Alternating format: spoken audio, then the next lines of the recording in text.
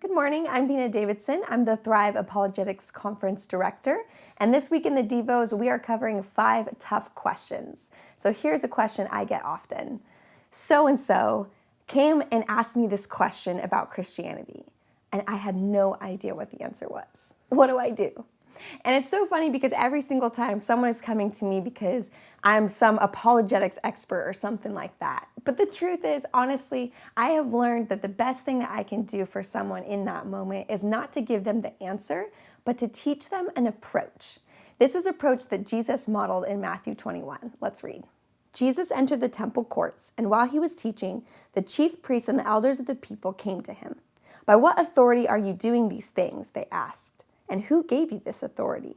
Jesus replied, "I will also ask you one question. If you answer me, I will tell you by what authority I am doing these things. John's baptism, where did it come from? Was it from heaven or of human origin?" They discussed it among themselves and said, "If we say from heaven," he will ask, "then why didn't you believe him?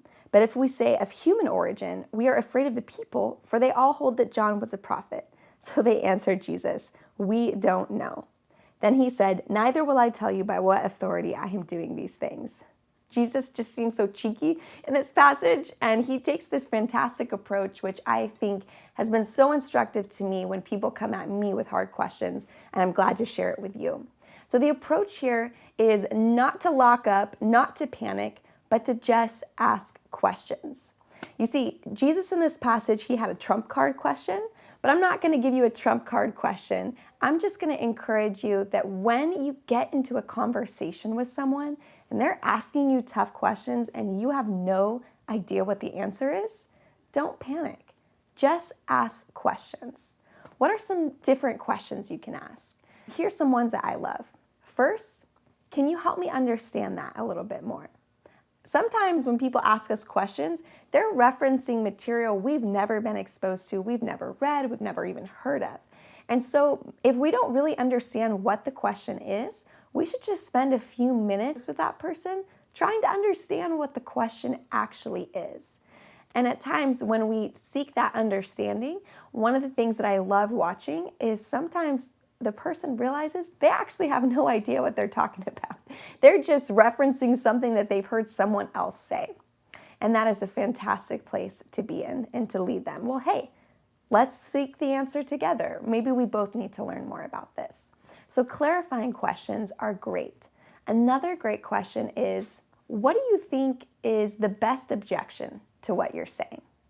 I love this question because someone who's really studied an issue knows both sides. So when you're asking this question, if someone has really thought deeply about this, then they'll be able to give you the best objection to what they're saying. If they're not able to do that, then that probably means they actually haven't spent time really thinking about this deeply. So 2 things that happen when you ask that question. One is it can expose that someone hasn't really seriously considered this question for themselves, so maybe they should seriously consider it more before asking you it. Or it can be the case that when you hear their objection, maybe that sparks something for you. And maybe you can carry on the conversation from there and really wrestle through it together. So the underlying tactic here is to have a conversation. I know it seems so simple, but honestly, I think many times when people are asked tough questions, they just lock up. So I'm encouraging you, don't lock up, just pursue more conversation. And the best way to do this is just to ask great questions, whether it's a clarifying question or a question such as, hey, what's the best objection to what you're saying?